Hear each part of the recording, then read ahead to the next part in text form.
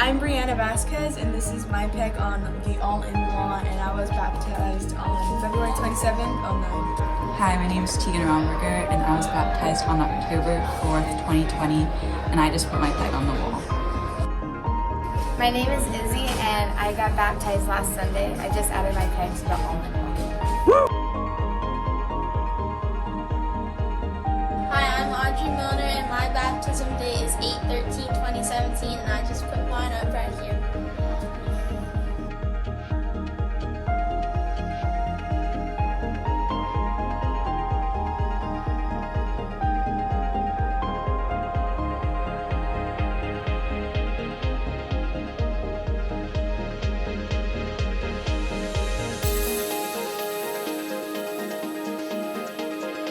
I'm Zoe Hoffman, and I got baptized on August 13th, 2018, and I just put my peg on the wall.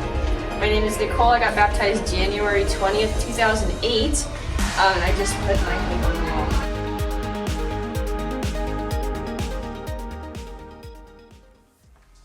Hello, everyone, and welcome to YX. I'm so glad you're here this morning. Here at YX, we strive to build a community of students and leaders here to build up each other's faith and form strong companionship. Now, if we haven't met, my name is Lucas. I'm so glad you're here. We have an awesome service. We have some great worship, a really powerful message, and then arguably the best time here, small groups. So stick around, don't want to miss it. Now, a few things. First off, as you saw, our baptism all-in-wall is now open. Just last Sunday, we had around 50 people already put their pegs in the wall. So if you missed it, do not worry. In groups today, you're gonna have pegs. You can write your name, put it in the wall. We're really, really excited about it. Now, baptism is a public statement of your faith, but another way we can show our faith publicly is by serving others. We have an awesome opportunity to do that coming Saturday, March 5th. And now we're partnering with an organization called Children's Hunger Fund, and they're a really awesome group that feed the hungry around the world. So I could explain it, but you guys don't need to hear me talk, so I'll let a video do it for me. When you come to volunteer at Children's Hunger Fund, you are helping suffering children, you're helping families, and you're going to work with lots of different projects, from bagging food to working on food packs. Volunteers, without them, we could not be able to serve our local churches. We would not be able to serve our churches internationally. They really drive CHF. I really like serving because it makes me feel like I'm a little part of something bigger. I just felt like it was important to get outside of ourselves and our home and still serve others where we can. The people still need the food, so we still need to be here serving, putting it together, and sending it out. Especially during this time of need, the volunteer force has made a huge impact on our local churches who maybe didn't expect to get the product that they're getting, but because of our volunteers, the churches are able to come to our distribution center weekly and receive product.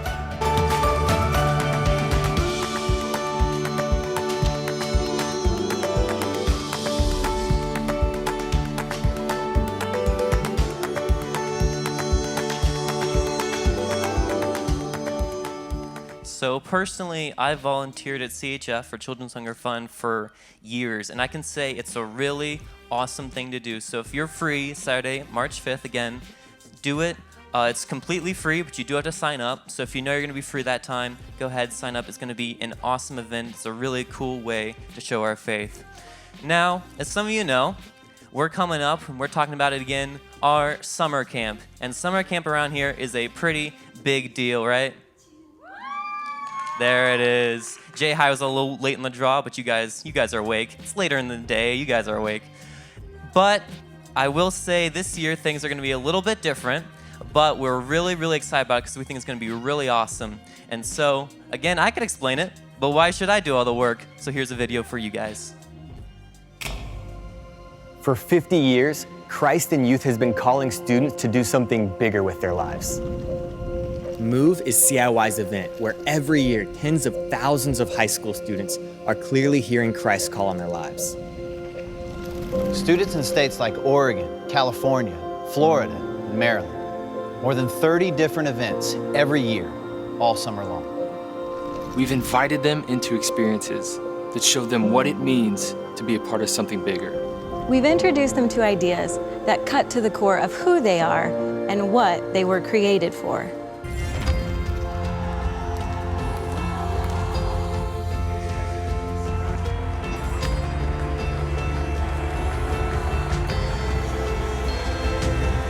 But MOVE is about more than just an event. It's about sparking a movement of students who are committed to kingdom work. It's using your talents and abilities. It's leveraging your influence, even your future career, to spread the message of Christ. Thousands of students leave MOVE every summer, ready to do just that. When Jace Malik heard the call at MOVE, the high school football star returned home and lived a life that showed what it meant to be a Christian on and off the field. I was going through the phase where I was changing from being all about myself and all about football to being about God and His work. When Annie Koning committed to kingdom work at MOVE, she decided to use her talents as an artist to host an art show. The money she raised helped feed hundreds of orphans in Mexico. Let's be a generation who stands up and fearlessly approaches the world with the God of the universe at our backs. When Jordan Barlow accepted Christ's call, she committed to using her talents to help overcome the world's water crisis. She moved from Oklahoma to New York City and graduated from King's College with a degree that will help her affect change on a global level. God, your faithfulness just shines through all of this. All I had to do was put one foot in front of the other and trust that you would take me there. These stories show that MOVE is more than just an event. It's more than just something fun to do during the summer. It's a place where distractions are removed so you can clearly hear Christ's call in your life. MOVE is a place where Jesus asks you to join Him in changing the world. The only question is, will you answer the call?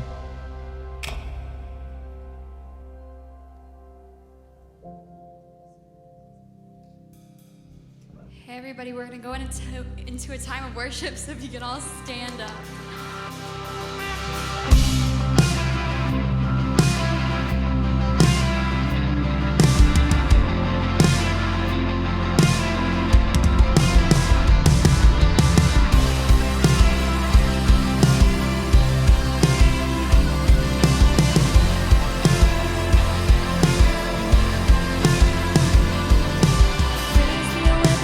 Silence is the end.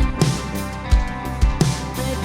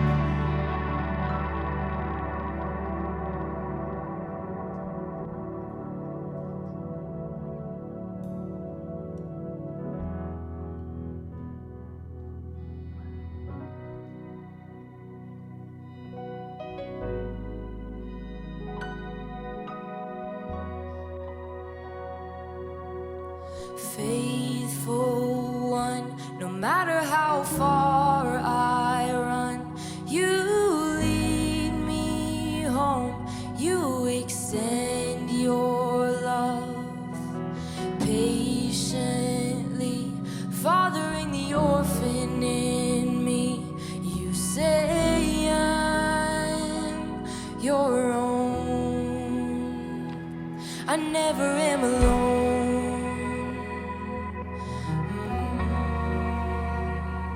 I never am alone. You found me. I never am alone.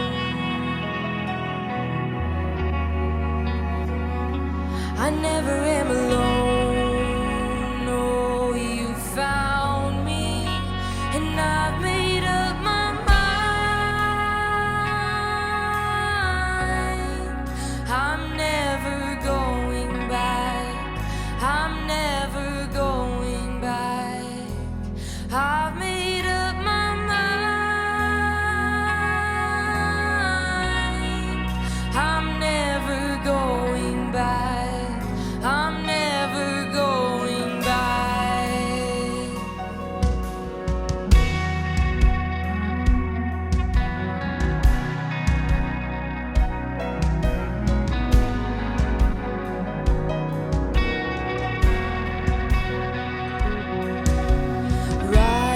Righteousness found only in your face. You see my heart.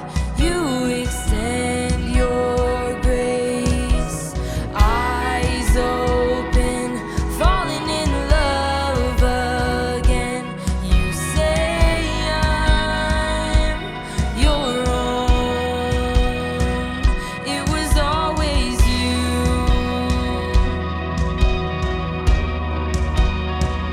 It was always you. Oh, you found me, and it was always you.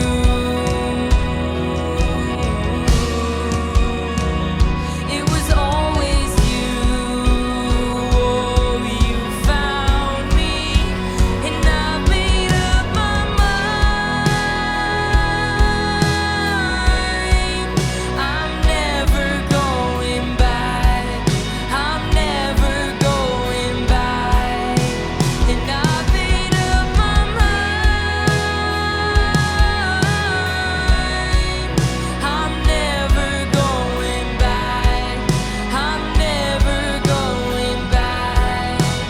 I've made up my mind. I'm never going back. I'm never going back.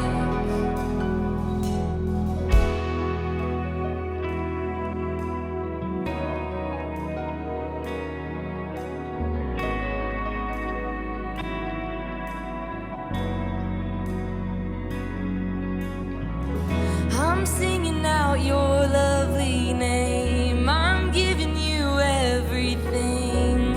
You make my soul alive. You put your love inside.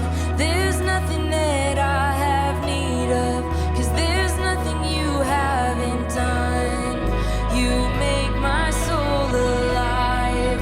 You put your love inside. I'm singing out your lovely name. I'm giving you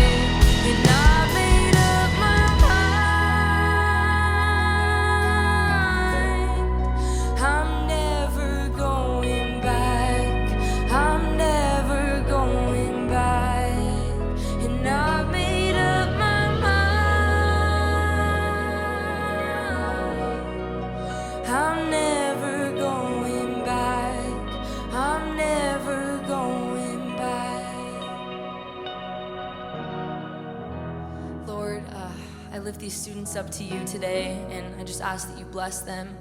Lord, I pray that as they go throughout their day and their week, that they can be a light, that they can be your light in this world of darkness, God. I pray these things in your name.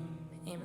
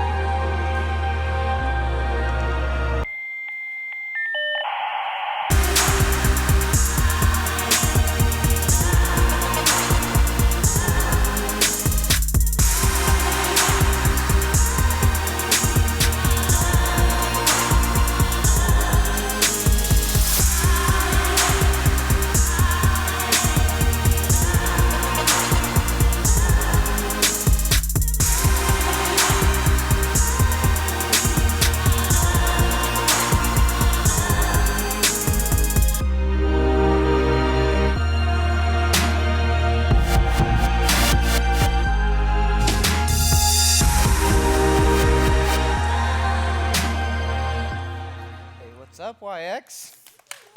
How are you all? It's good to be with you. Hey, before we get started, we got to do something. Matt's not here, so he can't tell me not to, but we have a lot to celebrate with Matt, and I think it plays right into what we're talking about today. I don't know if you know this or not, but Matt and Katie, they celebrated 11 years of marriage this past week. So I think this is being recorded. If not, we'll just get practice. When I count to 3, just say happy anniversary as loud as you can. Can you do that? Ready? 1, 2, 3. Happy anniversary! Awesome, awesome. My wife and I, we've been married for 6 years this year, so we got a lot of catching up to do to Matt and Katie, but incredible people. So let me just start off by telling you a little bit about myself. Some of you know me a little bit. I'm the Canyon Country campus pastor. My campus is here right now as we're looking to launch over in Canyon Country just across the valley. But one thing about me is I love wings. Anybody else? You know. Now, I'm not talking about your cheap B-dubs wings, like good wings. Sorry if you like B-dubs. I'm not trying to hate, but I am. I love like good wings. I'm a huge foodie. I follow all these food Instagram pages, and one of my love languages is chicken wings, and I love them.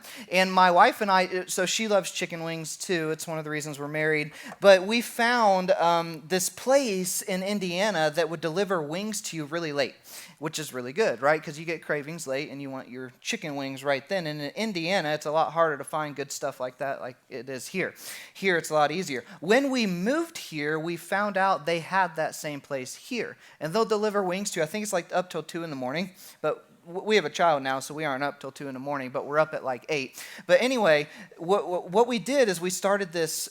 It was either Friday or Saturday. We at least had one day because we're from the Midwest. We don't have beaches around, but we love beaches. That's our second love language. So what we would do is we would take a Friday or Saturday. We'd go to the beach all day. Callie would play in the sand, eat a bunch of it. It was really gross.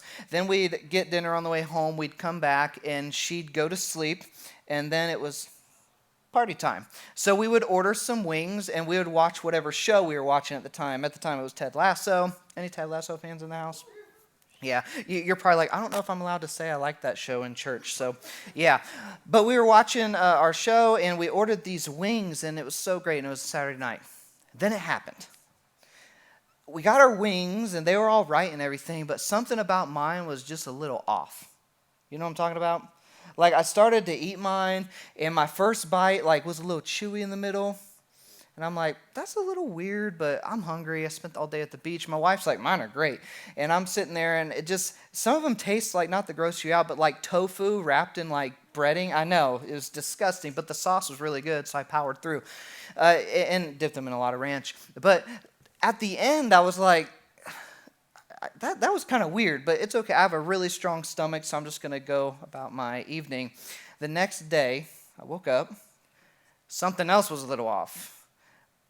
Before I knew it, now I had church that day, it was Sunday, and before I knew it, I was throwing up and then something else at the same time. Let's just leave it at that. You, if you've never been there before, bless you.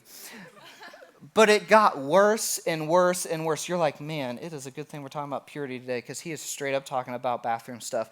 It got worse and worse and worse, you guys, and I like started to feel dehydrated, okay? And I'm in bed and I never get sick. So for me, I'm like, oh my God, am I dying? Give me a COVID test. Stuck it up my nostril, nothing. Okay, give me some medicine. Give me all the antioxidants we can find. Like, I get the man flu. Have you ever heard of that?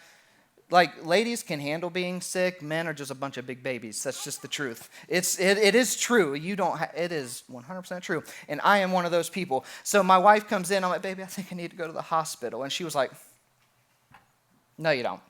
So I was laying there dying, and as the day went on, like I had a church event that night I really needed to go to, and I had to cancel it, and my campus were trying to get started, so you don't want to cancel events last minute. So finally, I'm just like, hey, I called my boss, dude, I got to cancel. Like, there is some bad stuff going on over here. It was the classic case of food poisoning. Have you ever had food poisoning? Raise your hand if you've had food poisoning. There's a special place in heaven for us. So what I do now, I can still eat chicken wings. All of my friends here on staff kept sending me pictures of chicken wings because they knew I missed church for that. They're really loving here at Real Life. They kept sending me pictures of chicken wings all week. I can eat them. I just will never get them from that place again. They are out of here, dead to me. Now, I know, yeah, and you can ask me what it was after because I don't want you to go there, but I'm not going to say it from here in case I get sued or something. But I tell you that because if you've never had food poisoning, it's a good thing. But what causes food poisoning are impurities in your food. When something jacks with your food that ain't supposed to be there, you get food poisoning, and it is terrible. And in the same way, when we let impurities come into our lives, it really jacks things up. And I thought that was a really good way to introduce what can maybe be a little heavy of a topic today. Last week, Matt started us off, thank you, Matt, talking about purity. Purity is simply innocence to sin. That's the definition, okay? Purity is more familiarity with God's nature, his goodness, and less familiarity with sin's nature. That's the basic definition of purity. Purity is clean and clear innocence to sin. It doesn't mean that you don't know about sin. It doesn't mean unawareness. It just means that you're aware of what would be classified as sin and you avoid it. You choose to do things that are pure. It's super simple. Our physical bodies and our spiritual health, they are completely connected. In fact, you can't disconnect them. And what we talk about today is one of the main ways that followers of Jesus try to disconnect these two things, our physical purity and our walk with Jesus, our spiritual lives. So here's the tension question. I want you to sit in this. Are you pursuing purity in your physical life right now? This ain't the time to raise your hand. This is just the time to reflect. Is your physical life pure? Let me phrase it a different way, and then I just want you to sit in this while I explain something. Are you pursuing sexual purity? Now, that's none of my business, but it is between you and God. Now, let me tell you what today is not going to be, okay? Number one, it's not going to be an awkward make jokes type of thing, I promise. But number two, it's not going to be a shame fest. I just want you to be aware of what God's best is regarding our purity, because everything that Jesus says about purity isn't about rules, it's about love. And I'm talking about love that goes deeper than the feelings that we get towards somebody. I'm talking about the love when he says, one command I give you, love one another as I have loved you.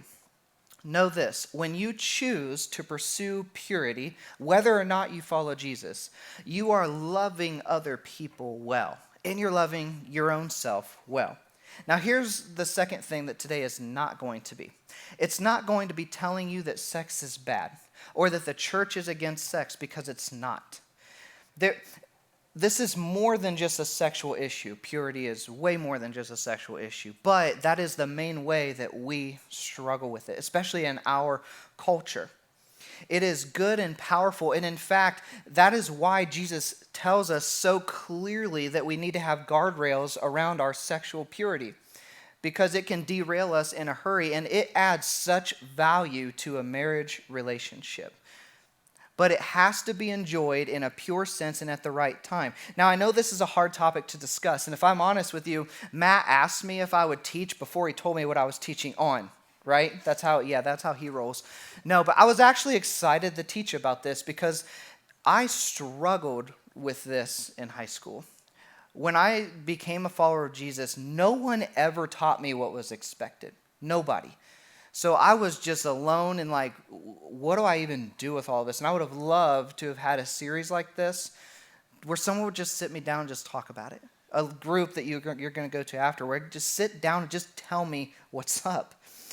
I'm not going to be able to tell you anything, though, that's going to be super easy, but it'll be really beneficial. And I want to differentiate. If you follow Jesus, I want you to listen up, okay? If you follow Jesus, this isn't just a recommendation. We can't separate our sexuality from our walk with Christ. You just can't do it. They go hand in hand. Because when we pursue purity, we are loving other people really, really well. Now, if you're not a follower of Jesus, I still think that pursuing purity can be helpful for you, and here's why. I think it'll save you a whole lot of regret and a whole lot of anxiety. I really do.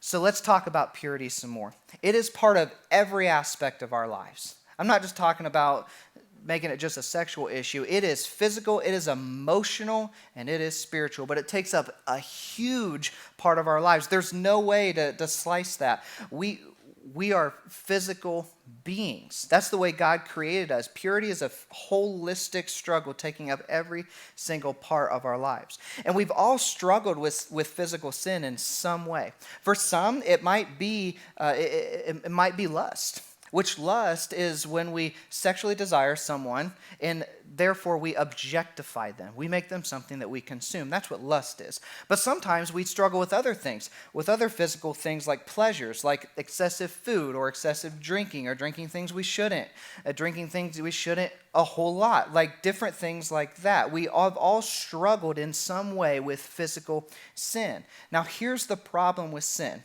other than it distancing us from God's best. And this is the big problem. I really want you to catch this. Sin is deceptive. It's so deceptive. Because all of us know this, that the false promises and lies that sin promises, it never follows through. It's so deceptive. But even as Jesus followers, we can sometimes feel so chained to physical sin.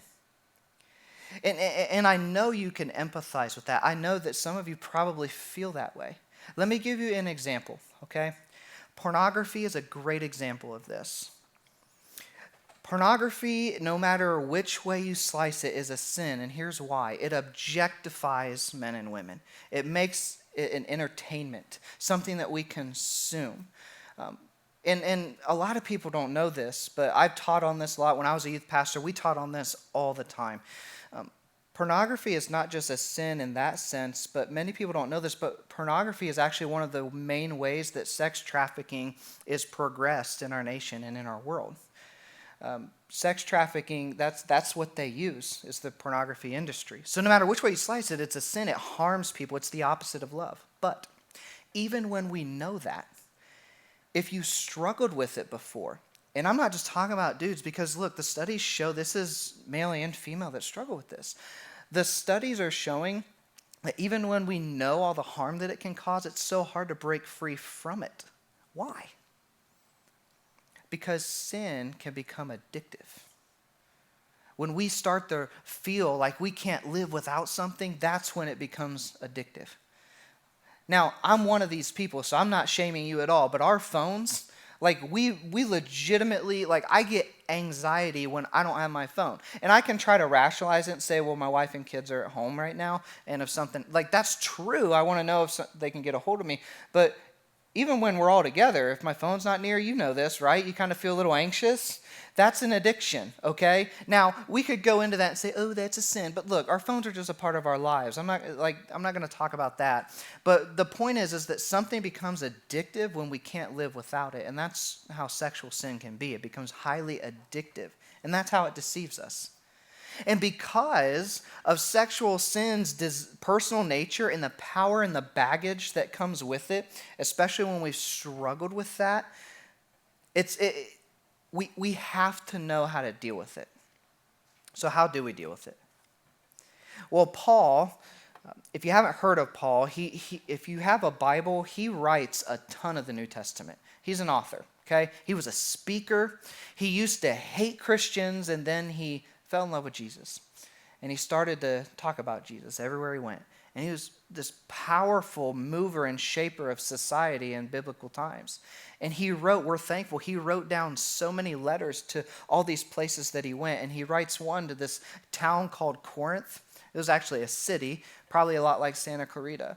And there's churches there that he planted, and he writes them this letter, and in it he says this: I have the right to do anything, you say, but not everything is beneficial. I have the right to do anything, but I will not be mastered by anything.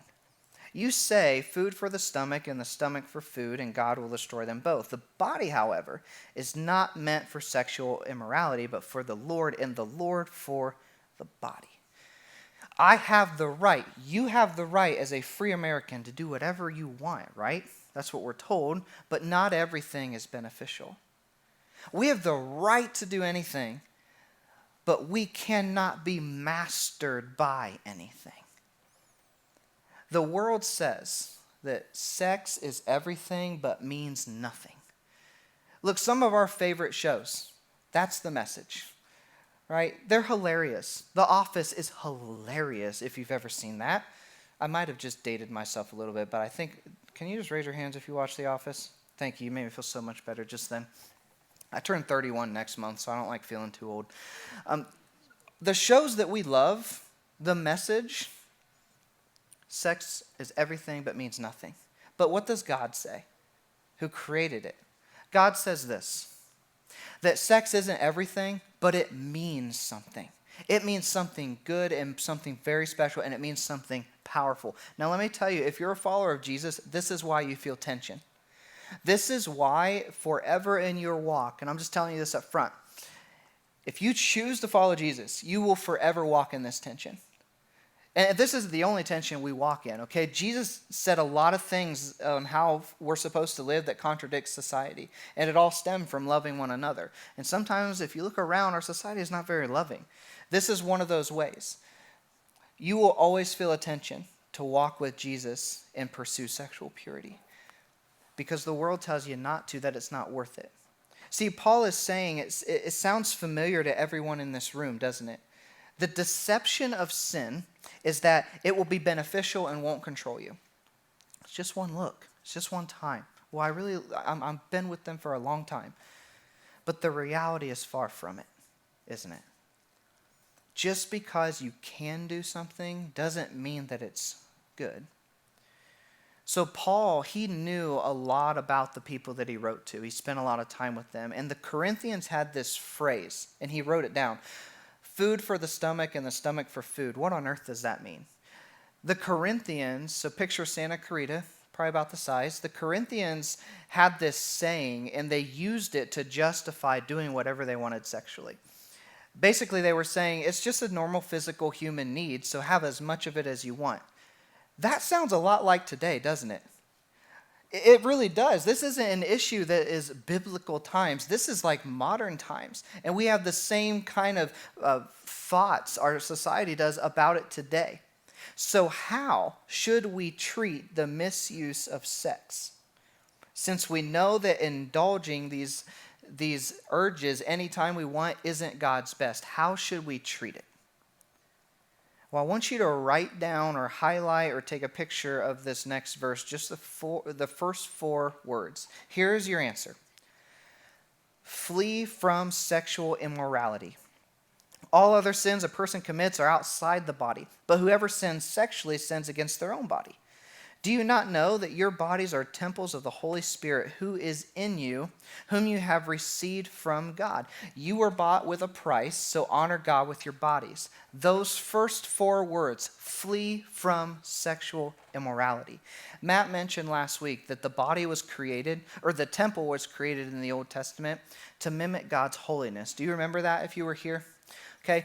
Paul is a genius here because that's the way God used to roll. In the Old Testament, he had him create a building. That's where he lived. In the New Testament, after Jesus, how you and I live today, he says he lives within us. We are temples of the Holy Spirit.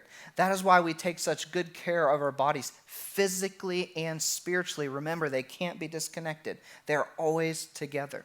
And one of the main ways that we care for it is keeping it pure, not just pure sexually, but pure in all other physical areas. We take care of it. We nourish it. When it's sick, we nurse it back to health. When it's healthy, we use it to help other people. The way we live, the way you live, students, is your worship. Your worship, as awesome as this music is here, that is just a part of your worship. The way you worship is how you live. And that is why sexual purity is so important to Jesus. And it should be important to us if we follow him. You know, Peter was one of Jesus' best friends. And he says this, God tells us, you must be holy for I am holy. He is saying to reflect God as best we can. God works in the physical just as much as he does the spiritual. So keep a close eye on your physical state. And there are some of you, and this is where I was, there are some of us here that feel distant from God right now, and one of the reasons could be because we aren't pursuing him with physical purity. And we're wondering where the gap is. So what does this mean for you and me? Because a pure body runs from sin. So let me just explain to you what this means for us, because it's really quite simple. And please hear this, because again, this isn't about shame. Purity is not defined by anything in the past. Purity is not defined by virginity or the avoidance of mistakes. Purity is the decision that you make right now. The decision that you make every day. The decision you make when you are faced with a temptation, whether it be sexual or physical, whatever it is. That is what purity is. Purity is a way of life. Purity is not a shame tactic. So we can choose, that's the great gift. We can choose to be pure right now moving forward together. And the great thing is you have a support system around you. You're about to go talk in one of your support systems, which is your groups. There's a passage in the Bible that says this, put to death anything that belongs to your earthly nature, sexual immorality, impurity, lust, evil desires, and greed, which is idolatry. Put to death anything in your body that is keeping you from experiencing God's best, whatever that may be. This is something that a lot of us struggle with, and we will always struggle with. And you remember why, right? Because it walks in direct conflict with what the world says, with what media says, and what God knows is best. And he created it all. He knows what's best for our physical lives, and he knows what's best for the people around us. So whatever is in your life that is keeping you from physical purity, get rid of it. Here's some examples. If you're dating someone who pushes you to do things that you do not want to do, that you know are not right, get out. It's time to get out. You will have more respect because you are brave enough to say no, and you love them enough to say no and to honor their body. And you have a lot more of integrity. If you are pursuing someone who uses pornography and thinks that it is fine, it is not. And you are worth more than that. It's time to get out. That's one way you can flee. Say, look, I am way better than that. And then if you're struggling with sexual impurity, if you're someone here that this is one of those topics that you just kind of sink in a little bit inside and like, man, if people only knew, they'd be so disappointed. My parents would be disappointed. My youth pastor would be disappointed, whatever it is. If you're struggling with this in any way, or if you think it might be a struggle, but you're not quite sure, just talk to somebody. Because the people in this room that you're about to talk with, the people that you're sitting with, they love you. Just talk with someone. All right? That's the first step. In fact, it takes a lot of bravery and integrity to take that initial step of saying, hey, I need help. I remember the first time that this happened to me, and I can tell this story because it was years ago, and I want to end with this, but this student was just so brave. I was a brand new youth pastor. So I was like, and he was a senior, all right? So I'm like 5 years older than him. But I was leading this youth group, and we had this worship night, and afterwards this young man came up to me, and I had gotten to know him a little bit. I started to mentor him because I saw just an incredible leader in him. And he came up to me, and he said, hey, I feel like I'm missing something. I was like, what's going on? And he said, I'm really struggling with my sexual purity. And he said, I have been working up the courage to come talk to you. I've never told anyone about this before, and I'm scared of what's going to happen next. I'm like, bro, we're going to get through this together. And we did. We walked together. He started to surround himself with other young men who thought the same way as him, to honor each other's bodies. And he walked free from that. But it was an addiction, because that's how sin deceives us. And there is no shame in coming up and going, hey, I'm struggling with that.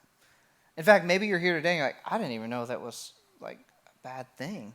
I didn't realize that was dishonoring somebody else. There's no shame in coming forward and just talking about it. All right? Now, I know it's heavy, but it's so necessary. Students, every time I get to speak to students, I get flashbacks of my time in youth ministry, and I love that. Hopefully Matt still invites me back after we embarrassed him at the beginning of this, but I love getting to spend time with our YX especially. I've gotten to spend time with you guys and then over in CME, and I love you guys because you have such incredible potential to impact this world. And I'm excited if you go to that camp. So CIY is something that I desperately miss about youth ministry, because the things that happen there and the things that come out of that are absolutely incredible. But I want you to just take the first step today. Whether or not this is something that you struggle with, I want you to take a step, if you can, with me to say, yes, I'm going to walk in physical purity, not just for my benefit, but because of the benefit of other people around me, because I love those who are sitting next to me. I love those who maybe don't have a say. Can you do that? Yeah? Awesome.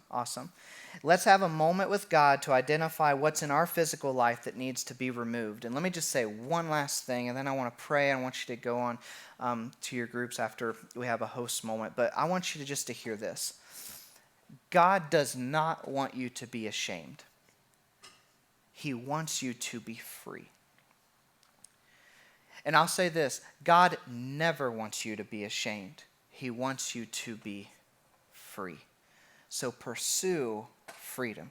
Freedom sexually and freedom in every other way by honoring other people and loving others as He, Jesus, has loved us. Let me pray for you, and then we'll head to our groups. God, I want to thank you for these students. God, I want to thank you that you are not against how you created us to be.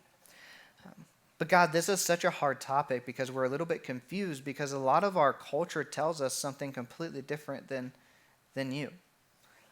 So today I pray that we would just continue to trust you and to walk in what's best for not only us but other people. Let us understand, Father, that it takes a lot of bravery to pursue purity.